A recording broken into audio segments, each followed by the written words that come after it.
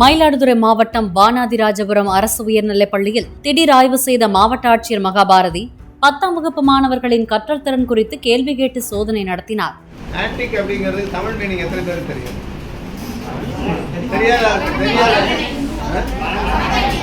அதுக்கப்புறம் ஏன் சினானிமஸ் தெரியல உனக்கு?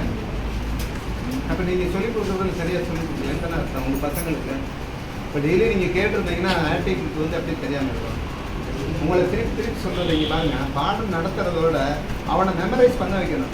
ஒவ்வொரு ஆசிரியர்களையும் கேள்வி கேட்க வைத்து மாணவர்களின் திறனை சோதித்த மாவட்ட ஆட்சியர் தினமும் கேள்வி பதில் முறையில் பாடம் நடத்த வேண்டும் என தெரிவித்தார்.